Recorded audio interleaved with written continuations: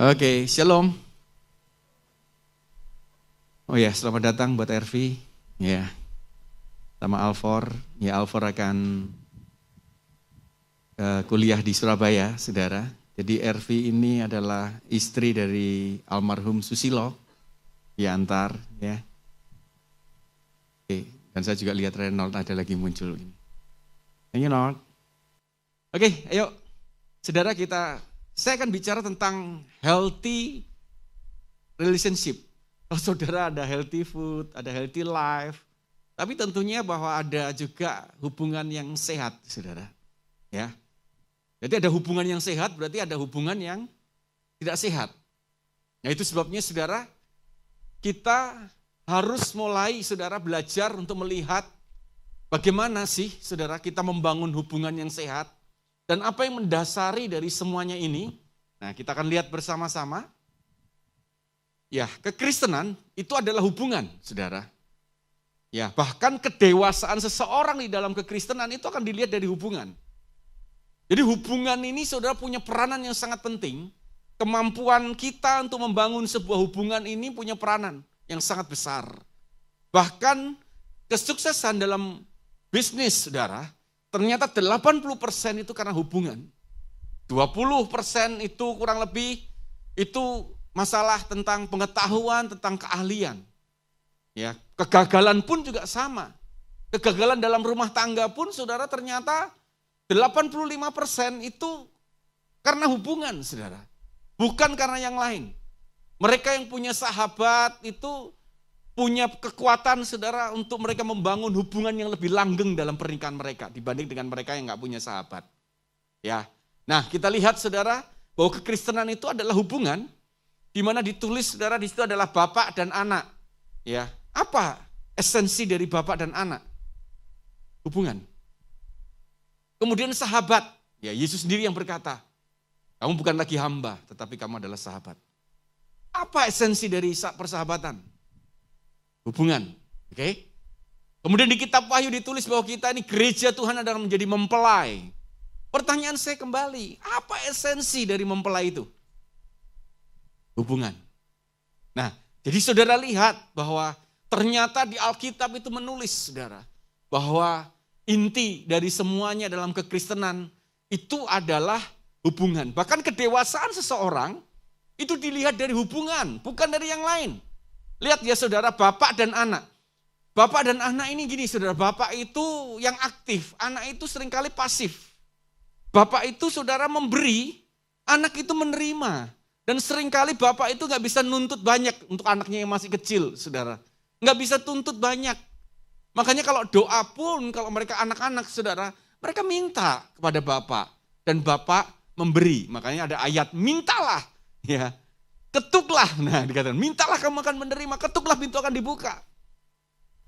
Kita mengalami satu kondisi, keadaan di mana kita berdoa selalu menerima, berdoa menerima. Tapi ada satu hal tiba-tiba saudara waktu kita berdoa sepertinya Tuhan kok nggak menjawab. Bukan Tuhan nggak menjawab. Ya, tapi mungkin saudara status kita ini sudah harus mulai meningkat, bukan hanya bapak dan anak. Kalau anak itu kalau doa minta terus saudara. Kalau kita hari ini diisi dengan doa permintaan terus saudara. Mungkin jangan-jangan kita anak. Ya, sahabat. Nah, bapak dengan anak, saudara. Kalau anak kita masih kecil, kita nggak bisa jadi sahabat dengan anak kita. Nggak bisa. Kita mau ngobrol, saudara, dengan dia. Nah, anak kita banyak pertanyaan, saudara. Ya, aduh, papa ini lagi capek, letih, lesu, berbeban berat. Apa itu beban berat, Pak? Jelaskan. Beban berat adalah, saudara jelaskan. Oh, seseorang yang mengalami himpitan ekonomi, yang sekarang ekonomi itu apa, Pak? Jadi saudara percakapan hanya menjawab terus, karena anak kita masih kecil. Tapi begitu anak kita tumbuh menjadi dewasa, baru kita bisa bersahabat. Tentunya saudara nggak ada kan yang kepingin gini. Ini kalau di siang ini usia jauh lebih dewasa ya. Anda katakan jauh lebih tua. Karena mungkin saudara kan, nggak terlalu tua. Tapi di usia saudara mana ada yang saudara mau bersahabat dengan orang yang usianya anak 4 tahun. Begitu ada yang mau bersahabat begitu? Karena saudara seneng, enak ya anak ini nurut, bisa dibohongin begitu kira-kira? Saudara akan bersahabat dengan orang-orang yang seusia yang sudah paling tidak seimbang lah dengan saudara. Atau minimal kalau enggak sudah tumbuh dewasa dia orang itu. Sehingga mereka bisa diajak diskusi, diajak share. Nah, sahabat itu saudara sudah mulai sharing, berbagi, take and give. Kalau bapak itu give, anak itu take, saudara. Jadi bapak memberi, anak menerima. Kalau sahabat sudah saling memberi dan menerima. Nggak ada sahabat itu yang salah satu saudara bersahabat dengan perjanjian. Kita sahabatan tapi satu, kamu yang memberi, saya menerima. Ada yang mau? Wah, kalau mau saudara pasti banyak yang mau daftar ini. Kalau saudara ngomong, saya udah mau sahabat dan saya hanya memberi. Nah, saudara yang menerima, semua pasti akan daftar. Tapi percaya tidak akan bertahan lama. Tidak lama-lama mikir, kok enak ya. Sahabat itu berbagi. Demikian juga di dalam doa, saudara kalau saudara mulai tumbuh dewasa, engkau tidak akan hanya minta terus. Tetapi saudara, kita ini kadang-kadang bisa cerita ke Tuhan. Kita akan bertanya, Tuhan mau apa? Kau seneng, aku lakukan apa? Aku kepingin Tuhan menyenangkanmu. Ini sahabat saudara. Makanya kalau orang bertumbuh menjadi dewasa, doanya nggak cuma minta, nggak dilarang ya doa minta itu ya. Tapi saudara, kita bisa tahu diri bahwa kadang mungkin bukan hanya minta, tetapi kita perlu share dengan Tuhan. Kita cerita dengan Tuhan. Apa yang menjadi permasalahan kita. Bahkan kita pengen tahu mengambil beban yang dari Tuhan. Tuhan, apa yang bisa aku ambil bersama-sama? Ayo Tuhan, kita bekerja, berjalan bersama-sama. Aku butuh Engkau. Nah, bahasanya udah bukan permintaan, tetapi sharing bersama-sama. Naik lagi mempelai. Saya masih ingat saudara, kelas 2 SMA, saya pernah mimpi. Mimpi ini yang bolong nih. Mimpi kok tiba-tiba mimpi saya menikah saudara. Itu saya pikir saudara, saya kenapa kok ingat sampai sekarang, karena buat saya itu mimpi buruk gitu buat saya. Karena saya kelas 2 SMA. Jadi tiba-tiba saya berada di sebuah resepsi, cuman saya nggak tahu saudara saya itu menikah dengan siapa, wajahnya nggak kelihatan. Saya nggak lihat wajahnya Aileen di situ. Pokoknya saya tahu itu perempuan, udah gitu aja yang pasti. Begitu saya bangun saudara, waduh rasanya lega setengah mati, ternyata itu nggak kejadian kayak gitu. Kenapa saudara? Karena saya masih belum siap sebagai tanggung jawab. Saya masih nggak bisa bayangkan kalau saya ini masih suka main-main, tiba-tiba ada anak kecil yang nangis, panggil saya pulang, saya nggak siap itu. Buat saya pernikahan itu mengerikan. Pada saat itu. Sama saudara, saya pernah jadi youth pastor dan di bawah saya ada dewasa muda, pemuda, remaja. Anak nggak perlu tanya. Kalau ada anak remaja pacaran saudara, tanya gini, serius kamu? Serius? Yakin? Yakin? Tanya, kapan menikah? Langsung syok saudara. Hah? Menikah? Dalam bayangan aja nggak ada. Terus mau dinikahkan kalau ada yang biayai. Langsung, enggak, kami tidak mau menikah dulu. Kami nggak ada pikiran seperti itu. Tapi jangan sekali-kali tanya yang dewasa muda. Bawa pasangannya, yakin kamu? Yakin? Mau menikah? Loh, dia ngomong. Loh, secepatnya. Loh, kalau bisa saudara. Kalau ada yang biayai, enggak usah nunggu hari ini pun dia akan menikah, dia katakan. Kenapa sudah bisa begitu? Karena menikah itu bukan hanya sekedar fun. Menikah itu tanggung jawab. Makanya saudara, kedewasaan orang saudara ketika dia masih SMP, SMA, menikah itu mengerikan. Tetapi saudara begitu usianya, saudara saya kelas 2 SMA, mimpi buruk buat saya menikah itu. Tapi begitu saya pacaran sama Aileen, saudara, begitu saya usia 29 tahun, papa mama saya nggak tanya, kami yang minta menikah. Apa yang membedakan, saudara? Usia membedakan, kedewasaan membedakan. Pengambil tanggung jawaban membedakan. Makanya saudara, kalau udah bicara mempelai, itu udah bicara kedewasaan. Pengenalan yang sungguh-sungguh dengan Tuhan.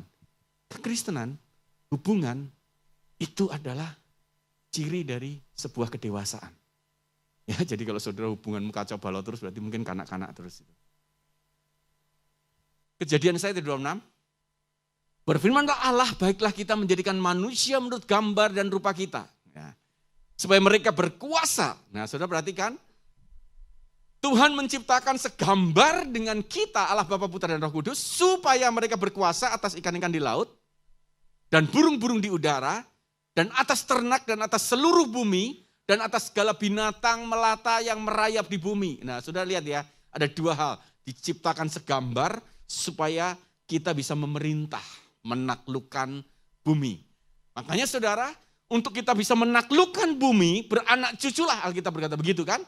Berarti gini, harus yang pertama syaratnya gini, segambar dengan Allah. Segambar dengan Allah itu artinya apa saudara? Memiliki gaya hidup kita. Membangun hubungan, makanya saya tambah gini, dan bersama-sama. Nggak bisa sendiri, saudara.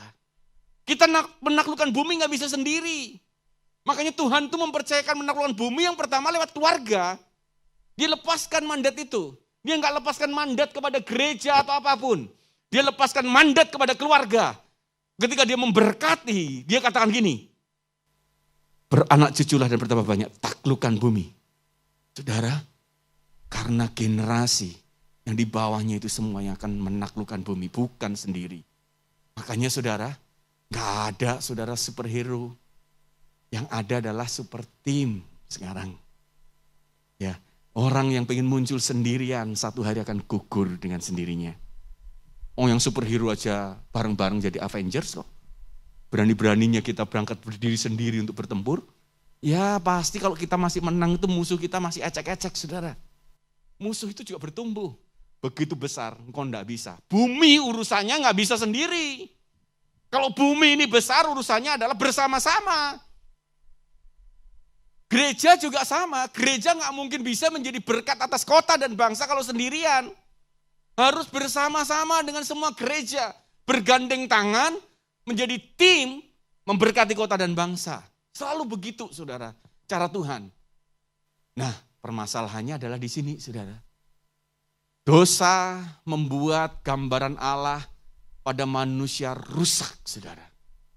Sehingga gaya hidup kita yang bersama-sama itu berubah menjadi gaya hidup saya. Selfish, self-center. Mulai, saudara, ketika manusia jatuh dalam dosa. Nah, makanya saudara, bagaimana orang bisa membangun hubungan satu dengan yang lain dengan baik. Bagaimana dalam satu keluarga suami istri bisa bertahan ketika orang-orang tersebut masih selfish, self-center. Ini berat saudara. Ini akan hancur lebur mereka saudara. Engkau bisa bersahabat dengan temanmu, bagaimana bisa? Kalau semuanya saudara itu fokusnya harus ke saya. Tapi itu karena dosa saudara.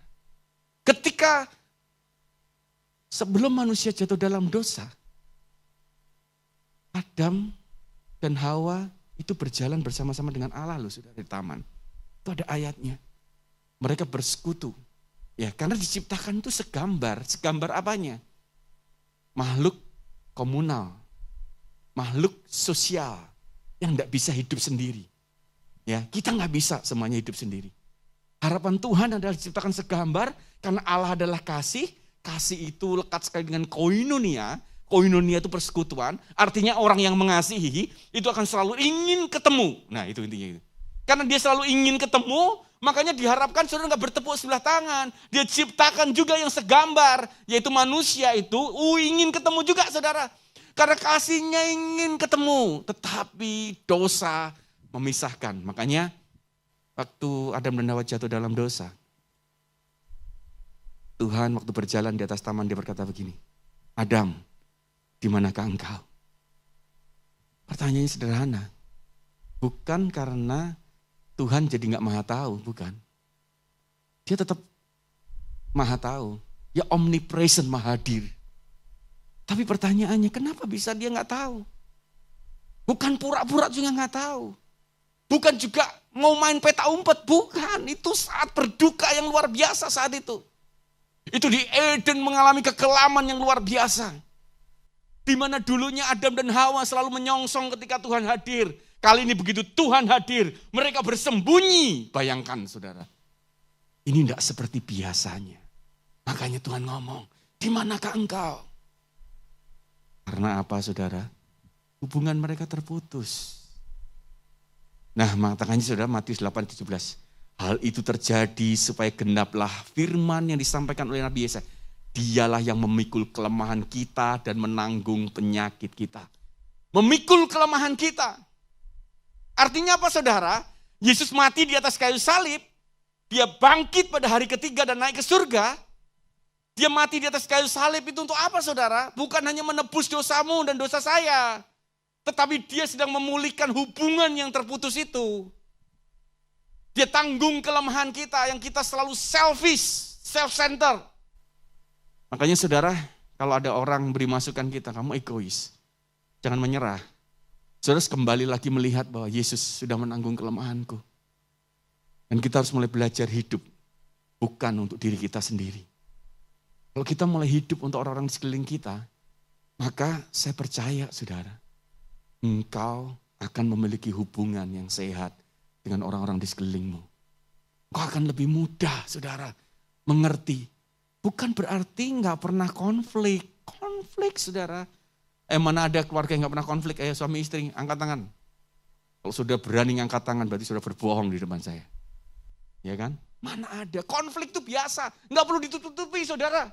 Kalau sudah cerita di komunitas nggak apa-apa.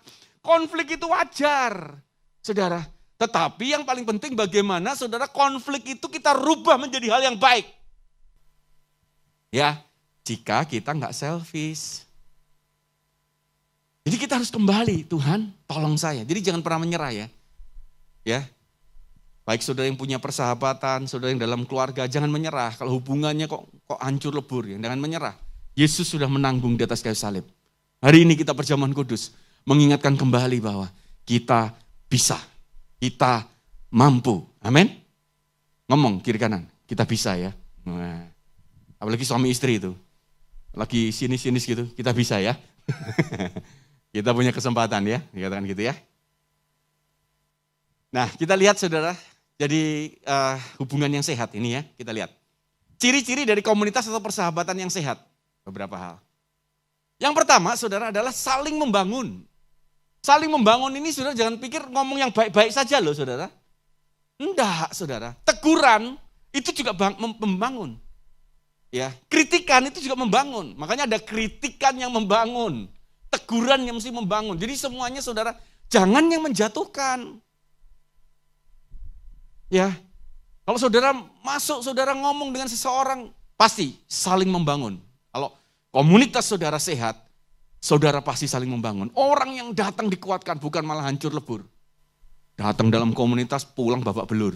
Karena merasa dihakimi dan sebagainya, itu udah gak sehat itu. Kalau sehat saling membangun. Kedua adalah saling mengampuni, saudara. Artinya apa kalau saling mengampuni? Berarti akan terjadi konflik dong di sana. Ya, nggak mungkin nggak terjadi konflik. Biasa, saudara. Kalau saudara nggak pernah konflik, berarti saudara nggak pernah ketemu. Konflik itu biasa. Suami istri konflik biasa. Di sisi kalau mulai konflik berarti sudah mulai dekat. Tapi permasalahannya gini, saudara. Sudahkah kita mengajari mereka saling mengampuni, saling menerima, saling membereskan? Nah ini penting, saudara. Membereskan setiap konflik ini yang membuat kita jadi sehat. Kalau kita nggak pernah bereskan konflik, mungkin nggak sehat jadinya. Ya. Kemudian ini membawa pertumbuhan, membangun karakter kita. Inklusif, saudara. Inklusif itu kalau ada orang baru datang, saudara dia akan merasa homey. Oh mereka terima ya, terima kami. Saya nggak jadi orang asing, tapi kebalikannya kalau eksklusif orang jadi asing. Ya, ini udah nggak sehat, saudara. Kalau eksklusif itu udah nggak sehat. Makanya ini, saudara. Ya, hubungan yang merusak atau toksik, saudara. Nah ini, saudara. Saling memanfaatkan. Jadi dia membangun hubungan itu, dia berpikir gini, untungnya buat saya ini apa sih? Ya kan? Oh, saya mesti gabung sama dia karena kalau dia, di sana itu banyak orang businessman, saya akan jadi sumber network buat, waduh itu udah. Hubungan tidak akan bertahan, saudara. Kita bukan saling memanfaatkan, saling memberdayakan ya, saudara. Ya, di dalam komunitas, saudara, kalau saling memanfaatkan berarti kita ini toksik, saudara. Rusak hubungan kita. Ya, tidak ada pemberesan. Hati-hati ya, saudara. Kalau ada permasalahan satu dengan yang lain jangan dibiarkan. Ini loh, saudara, permasalahan terbesar di dalam sebuah hubungan itu di area ini. Orang tuh mau membereskan karena dia berpikir gini, kalau saya bereskan nanti dia tersinggung, dia terluka, malah hilang. Loh, saudara, nanti kita akan lihat lebih detail ya. bahwa sumber permasalahan terbesar karena ada begitu banyak orang masalah dan tidak pernah dibereskan. Dan tidak berani menyatakan diri. Ini akan jadi hubungan yang merusak, saudara. Akan jadi racun, saudara. Saling menjatuhkan. Nah, kalau tidak dibereskan, maka yang terjadi adalah saling menjatuhkan, saudara. Itu mau nggak mau, saudara. Yang terjadi. Ya, jadi begitu tidak ada pemberesan, maka di belakang, saudara, dia akan saling menjatuhkan satu dengan yang lain. Dia akan ceritakan keburukan-keburukan. Suami istri juga begitu. Karena nggak dibereskan, maka saudara di luar dia cerita, saudara. Dia cerita ke teman-temannya bagaimana keburukan suaminya, istrinya. Ini toksik, saudara. Eksklusif, mulai tertutup. Menutup diri dari banyak orang. Hanya mau mereka saja, yang buat kita aja. Yang jelas, bukan hanya karena mereka menutup diri, karena nggak ada orang yang mau masuk lagi, karena nggak nyaman begitu dia masuk. Ya, dia kerasa asing, saudara.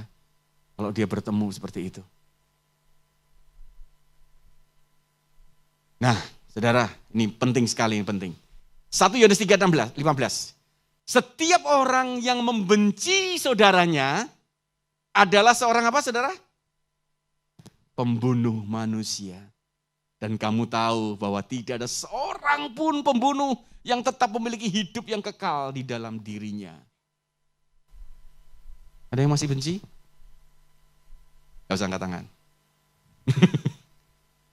Kalau saudara gak beres kan, saudara jadi apa, saudara?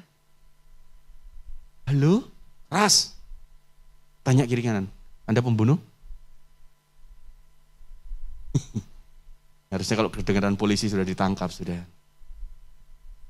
Tapi kenapa saudara kok bisa seperti itu? Saya akan berikan contoh ya. Ya ini yang anak-anak muda aja ya, ayo maju. Yungfa, Edi, ya 5 orang lah. Chris. Ya lebih banyak lebih apa? Ayo, Sra, maju Sra. Ayo. Mimi boleh maju, yo. Emi, ayo.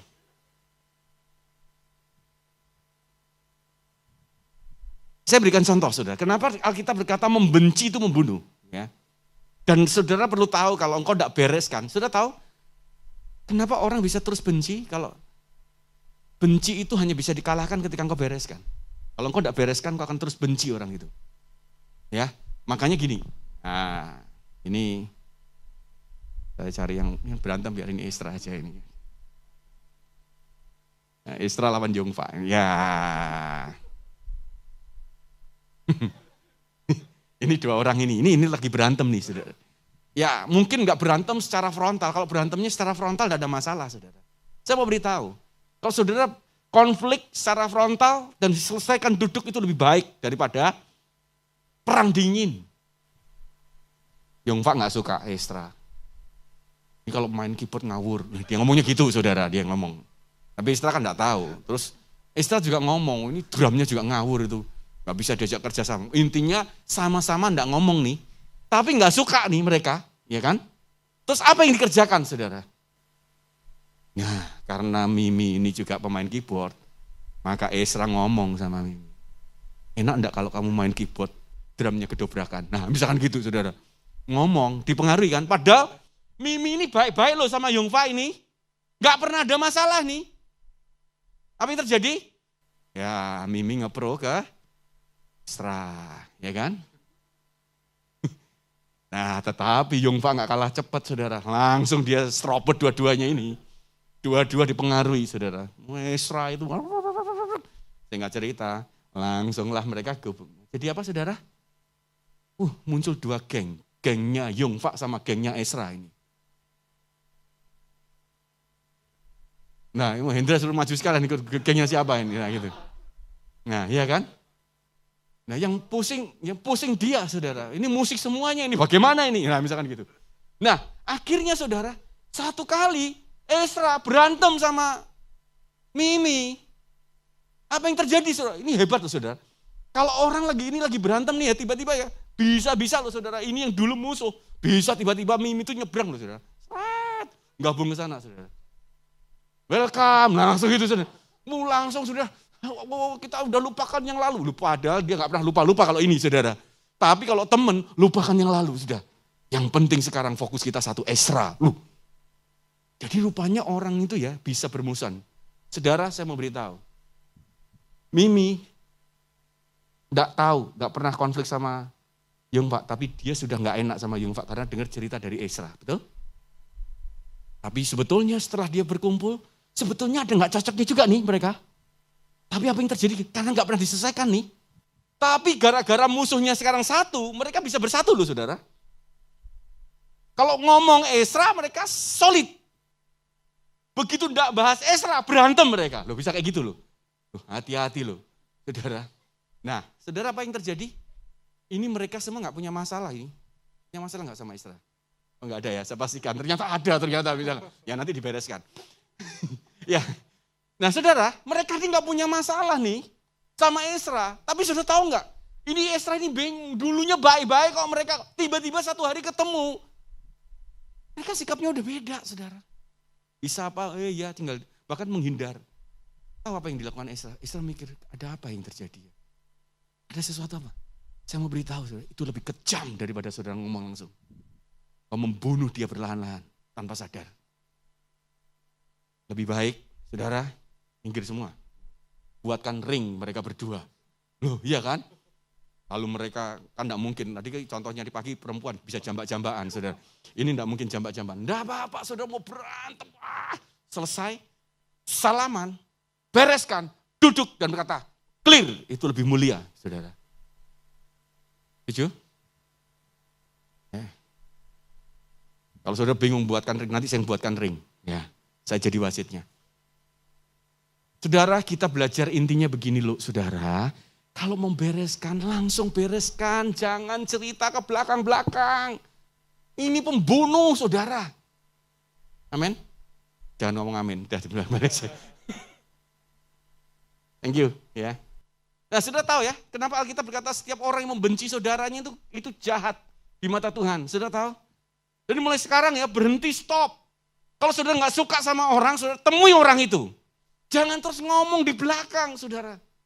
Saudara galang kekuatan. Itu jahat sekali. Ya, mulai sekarang saudara belajar. Makanya membangun hubungan yang sehat itu seperti ini. Ya, nih lihat. Lebih baik teguran yang nyata-nyata daripada apa? Kasih yang tersembunyi. Saudara harus belajar menegur dengan baik. Takut nanti kalau melukai. Takut nanti kalau hilang. Gak apa-apa saudara kalau dia hilang sudah ditegur. Daripada dia hilang tanpa dia tahu. Ada banyak orang, mereka tidak tahu apa yang mereka lakukan. Kalau itu salah mereka tidak tahu loh saudara. Tiba-tiba orang-orang gak deket sama dia dan tiba-tiba dia terasing dan dia keluar dia tidak tahu. Kenapa ya kok orang itu menjauhi saya? Kenapa ya kok orang gak suka sama saya? Dia tidak tahu ternyata saudara. Perlu ada orang yang kasih tahu kamu tuh egois. Kamu tuh kalau membangun hubungan memanfaatkan. Oh gitu kah? Seperti apa sih? Kok egois itu seperti apa contohnya? Nih contohnya, kalau orang tidak mengikuti kamu, kamu akan marah. Kalau orang tidak mengikuti mendapatkan keuntungan dari kamu, kamu akan tidak mau bersahabat. Kamu milih-milih teman. Oh gitu ya? Itu tuh termasuk egois ya? Loh, saudara kan kaget kalau seperti itu. Dan ketika kita beritahu hidupnya dia berubah. Loh, apa enggak kita jahat saudara? Tanpa kita mau beritahu kesalahan orang dan tiba-tiba kita buang orang itu. Lebih baik saudara kasih tahu lalu dia enggak terima dia pergi itu masih lebih mulia saya mau beritahu. Kalau saudara menegur dengan kasih enggak usah takut kehilangan apapun. Kalau toh dia hilang satu hari dia akan bisa kembali lagi. Daripada kita enggak tegur. Ya. Nah. Tuhan itu berdiam di tengah hubungan yang baik. Sebab di mana 2 atau 3 orang berkumpul dalam namaku, di situ aku ada di tengah-tengah mereka. Ya, jika hubungan rusak dan terus dibiarkan, maka iblis akan diam di tengah-tengah mereka. Saudara, saya nggak tahu, tapi saya dengar Anton kemarin bicara tentang bagaimana jangan selingkuh. Saudara, saya mau beritahu, apa penyebab orang selingkuh? Bukan karena ada wanita ketiga atau pria ketiga. Dengar baik-baik, bukan karena itu. Perselingkuhan terjadi karena jika suami istri punya hubungan yang rusak dibiarkan. Dengar baik-baik. Karena mereka ketika hubungan ini dibiarkan rusak, maka bukan Tuhan yang bertahta, maka iblis yang bertahta di sana. Maka muncullah iblis jenis baru yang berwujud wanita atau pria yang lain. Saya mau beritahu, jadi caranya adalah kalau engkau punya hubungan yang rusak, bereskan. Jangan biarkan Tuhan yang berdiam, bukan iblis. Jangan kasih kesempatan iblis berdiam di tengah-tengah kita. Ini hubungan yang baik. Kenapa hubungan? Sebab di mana 2 atau 3 orang. Loh, jangan ditambah-tambahi saudara. Dan ini jangan ya, worship leader pakai ayat itu kalau yang datang baru sedikit gitu. Saudara, firman Tuhan berkata 2-3 orang berkumpul Tuhan hadir. Apalagi kita ada 100 orang. Tuhan lebih hadir, dari mana ayatnya? Ini tidak ada hubungannya dengan itu. 2 atau 3 orang itu pasti hubungannya baik. Kok bisa? Saudara, kalau di sini kumpul segini ada loh saudara. Orang yang hubungannya nggak baik masih bisa tetap hadir loh. Satu pojok sana, satu pojok sini. Begitu pulang cepat buka langsung lari saudara. Tapi kalau 2-3 orang berkumpul bisa nggak kalau hubungan merusak? Suami istri bisa nggak berdoa bersama-sama habis berantem? Nggak dibereskan. Kalau saudara bisa, hebat saudara, hati nuranimu betul-betul tidak murni, kira-kira gitu. Iya. Masih bisa kok saya berdoa habis berantem. Ya ampun, munafiknya saudara. Muka nabi pikiran kotor. Yaitu munafik. Bagaimana bisa saudara? Kalau 2-3 orang berkumpul berdoa, itu pasti hubungannya baik. Ketika engkau hubunganmu baik, Tuhan akan bertahta di tengah-tengah. Jadi Tuhan bertahta bukan di atas pujian, tapi di atas hubungan yang baik.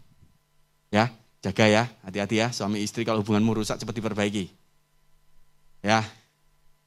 Kolose 3 ayat 14. Dan di atas semuanya itu kenakanlah kasih sebagai pengikat yang mempersatukan dan menyempurnakan. Saudara, hubungan itu tempat multiplikasi. Karena hubungan itu menghasilkan buah. Ya. Hubungan suami istri menghasilkan buah kandungan.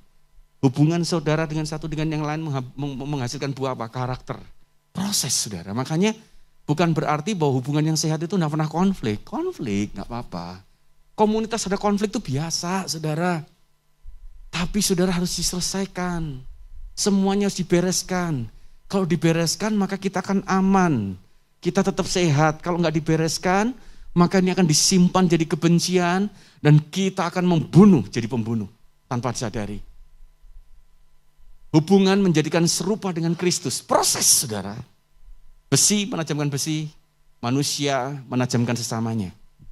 Gak apa-apa saudara. Kita berproses dengan semuanya. Saudara dikirim orang-orang yang gak menyenangkan, bersyukurlah. Karena dari situ Tuhan ingin mengajarkan kita untuk menerima segala sesuatu. Ya. Suami istri, saudara, berproses paling membentuk suami istri itu, saudara. Ya. Makanya kita seringkali katakan bahwa tujuan utama pernikahan itu bukan untuk mencari kebahagiaan kan. Tujuan utama pernikahan itu adalah keserupaan dengan Kristus. Kebahagiaan itu bonus, jangan dibalik. Kalau saudara pernikahan itu kebahagiaan, pasti tidak bahagia. Kenapa? Karena masing-masing tuh gini saudara. Aku tuh menikah supaya aku dilayani, diperhatikan, dikasihi. Saudara disayangi. Udah yang satunya juga ngomong sama. Aku juga menikah maunya begitu. Egonya dikasih makan dua-dua, tidak bahagia jadinya. Tapi kalau pernikahan dasarnya gini, serupa seperti Kristus. Saudara tahu apa yang terjadi? Ketika engkau punya suami, istri yang masih banyak kelemahan, bersyukurlah. Karena disitulah engkau semakin cepat serupa seperti Kristus. Jika responmu benar. Kalau responmu salah, cepat serupa seperti iblis. Kalau responmu benar, saudara, maka saudara akan memandang. Thank you, Tuhan. Berproses, saudara. Menjadi serupa seperti Kristus. Ya, hubungan adalah tempat penyalipan diri. Saudara, kita tidak bisa menyalipkan diri sendiri. Saudara, paku tangan kiri, paku kaki saudara masih bisa. Siapa yang paku tangan kanan saudara? Saudara butuh temanmu, butuh suamimu, butuh istrimu yang memakukan tangan. Jadi hubungan itu untuk menyalipkan. Alkitab berkata, jika orang tidak menyalipkan diri, dia menjadi bukan milikku. Artinya, saudara tahu, kalau orang tidak membangun hubungan dengan baik, beserta dia terima segala konsekuensi semua yang tidak baik, maka engkau tidak akan menjadi milik Kristus. Bersyukur, saudara. Sekarang konflik itu biasa, tetapi konflik itu semua harus selesai. Amin. Selesaikan. ngomong baik-baik, saudara. Pertanyaan terakhir, saudara. Apakah kita termasuk pembangun atau penghancur misi Tuhan di bumi? Atau tempat di mana Tuhan berdiam, salah satunya adalah hubungan. Kita ini termasuk penghancur atau pembangun? Itu pertanyaannya. Simple, saudara. Kalau engkau penghancur, berarti engkau berusaha tanpa sadar engkau tidak membiarkan dirimu dipakai Tuhan untuk menaklukkan bumi. Kedua adalah engkau tidak kasih tempat Tuhan untuk berdiam di tengah-tengah kita. Tapi kita izinkan iblis bertahta di tengah-tengah kita. Yang tanda petik, saudara, akan terjadi banyak hal, permasalahan. Hanya, saudara, ini yang membuat orang tuh sakit tuh di sini. Ya, makanya healing terus, saudara. Ya kan, orang berpikir bahwa saudara bisa nggak sih? Saudara berantem satu dengan yang lain, terus saudara pergi ke Bali terus healing, bisa nggak? Kembali, ketemu wajahnya lagi, sakit lagi kan? Ya, kecuali saudara kalau pengen healing, pergi, saudara berantem, ajak pergi berdua ke Bali, saudara. Pemberesan di sana, itu baru bisa healing itu, saudara. Kalau saudara cuma pergi sendiri, saudara, nggak bisa. Pergi itu bukan healing, saudara. Healing itu ketika engkau selesaikan, engkau di hadapan Tuhan. Kau disembuhkan oleh Tuhan dengan semuanya. Makanya, saudara, bereskan, jaga hubungan dengan baik-baik sekarang. Baik itu di sisi, di komunitas, baik itu persahabatan, semuanya. Percayalah, Tuhan sedang bekerja di tengah-tengah kita. Memproses kita menjadi lebih baik. Amin. Ya. Jadi siapkan dirimu, miliki hubungan yang sehat. Saudara, kalau hubunganmu mulai rusak, kepulang dari tempat ini, bereskan semuanya. Saudara, kita harus kaya dengan penerimaan. Boleh ada permasalahan, tetap bereskan semuanya. Selesaikan semuanya. Mari, saudara, saya minta pemain musik bisa maju, kita akan masuk dalam perjamuan kudus.